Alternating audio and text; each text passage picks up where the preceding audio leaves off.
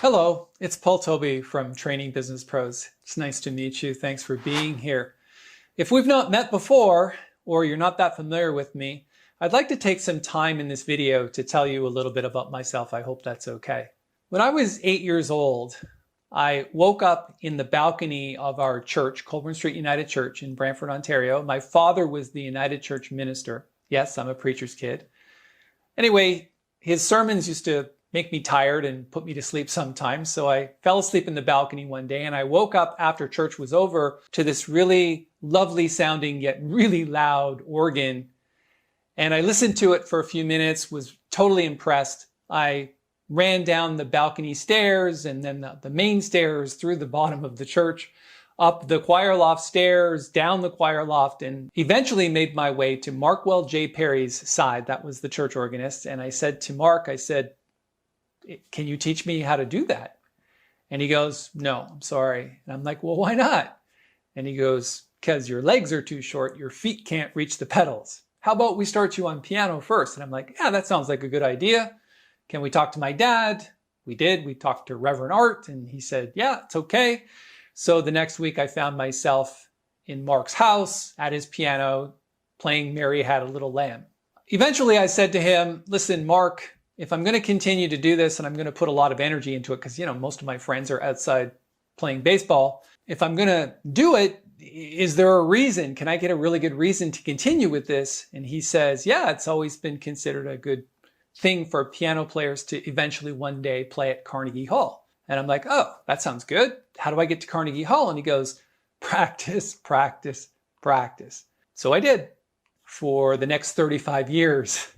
I never really stopped. I might have taken little breaks here and there, but not for very long. I went to school for music. I've got a university degree in music. And then when I got out of university, after actually playing professionally during that time to put myself through school in Montreal, I turned pro, went full time, and I basically made my living as a performer. I had lots of jobbing gigs, but I also did concerts and things like that. And eventually I started making recordings. Became a recording artist and signed a recording contract with Arkadia out of New York City, which is actually the largest independent record producer in the world. Yes, there's the 5 majors, but then there's a bunch of independents, of which this was the largest. So it was a really good thing, and I was the first Canadian artist to be signed to that label. Now, when 9/11 happened, then everything kind of went sideways for me. And I know obviously that's a traumatic time for many people in life, and I certainly know what they're feeling, not from a total life-ending standpoint, but from a sidetrack standpoint, essentially because Arkadia was very close and in proximity to ground zero.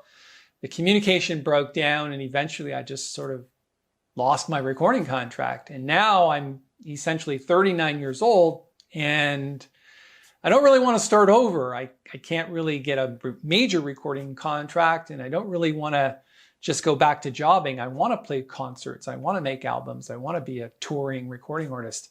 And so I got a little bit depressed. And then on January the 6th, 2002, right after 9/11, I got tinnitus overnight. And it was really loud. Now, if you don't know what tinnitus is, it's about ringing in the ears. I still have it. I'm going to post a video up here in the corner that you can go check out on how I help other people with their tinnitus, because it is really life-altering. And then I also got tendonitis from overplaying in my arms. And because I'm not playing or performing, I'm starting to suffer financially and I'm really depressed. And financially, again, things weren't going that well. So Nancy, my wife of many years, and our young son, we together decided that we're going to give up our home in Toronto, pay off some debt, a lot of it. So we moved temporarily into my parents' spare bedroom in Burford, Ontario. It's a small little town outside of Brantford. Reverend Art and Joy. And it was a good thing that we actually did that. Sometimes when things go badly, there are other reasons for it. In that shortly after moving in, my mother got diagnosed with multiple myeloma cancer. She was only 66 at the time, and it was only a year and a half from diagnosis to death. So we got to spend some good quality time with her and reconnect with her after many years. And of course, my son, Adrian, who was very young at the time, got to see a lot of his grandmother during that time. And it was a very special thing. But also during that time, I was starting to think about, well, what am I going to do with the rest of my life? Music is the only thing that I have ever known and focused on. And obviously that's not going very well. What should I do? And as soon as I started asking those questions, then the universe kind of conspires to send you signals. And about this time, I ended up with a book called The Pilgrimage, which was a book written by Paulo Coelho about going to the Camino de Santiago in Spain and walking that and finding his sword. If you've never read the book, it's a great little book to read. I knew this was something that I had to do, kind of go walk about and figure out, well, what is it I want to do with the rest of my life? I couldn't really afford to go, so I applied to Canada Council for the Arts, the government, for a grant to write music based on the Camino de Santiago. I thought, hey, that's a cool creative project. Maybe they'll fund that.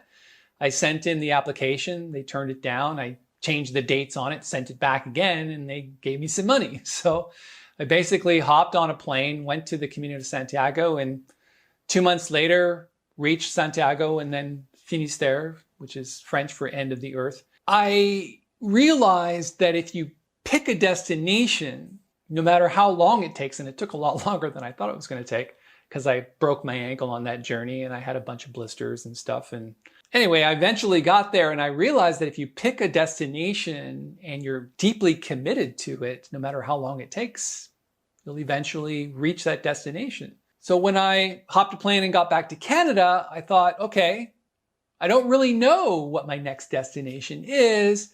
I need to really start thinking about what that is. And I did that a little bit during the trip on the Camino, but now it's just like, okay, I knew that going back to school wasn't really going to be the answer because I didn't get very far with that information. I'll get some information from people who maybe have had some transition in their life and turned things around. They went through the turning point and came out the other side and were much better for it. So I started taking some courses with Peak Potentials, and that's when I learned a very different rule book. It's a rule book that they don't teach you in school. They should. It's basically 5 parts, and obviously there's a lot of detail and a lot of practice, and I had to do things like clear out limiting beliefs. I had to know exactly what I wanted to do, be, or have in life that I didn't have.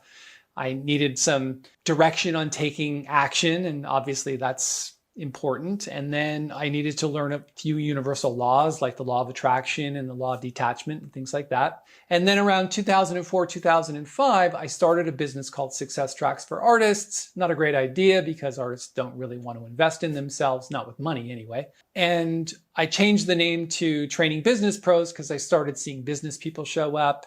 And we grew that business over the next 3 years into a very established business. In fact, over the last several years, I've hosted thousands of people in my courses. I've done hundreds of public speaking dates all across North America. One year I did 120 speaking dates, which is quite a lot.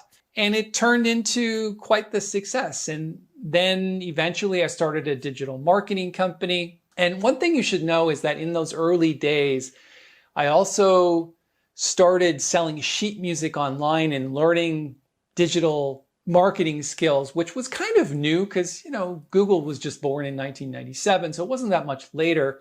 And I thought everybody knew how to put a website together and how to market, but it turns out that I was kind of a pioneer in that industry and learning like the early stages and back when we had HTML and self-hosted autoresponders, things like that. And it turns out that a lot of people wanted to know how to do that. So when I did my training courses, we did lots of digital marketing. And then eventually I saw all the money that we were leaving on the table that we could help people who didn't want to learn, which is companies who are just willing to pay. And we started a digital marketing agency and that's gone quite well. Now I spend a lot of time as an executive consultant for many companies, and we do strategies and implementation for all of these established businesses. And again, it's gone really well. And now I'm getting back into music because I'm a little bit older now and I've got finances in order and we live in a really nice house and have nice cars in Toronto again. And I just wanted to let you know that whatever you need, if there's something that you're looking for and you want a little bit of guidance for somebody who's kind of been through a lot and has some experience on succeeding in life at whatever. And there's a lot of videos on this channel that you can watch about that.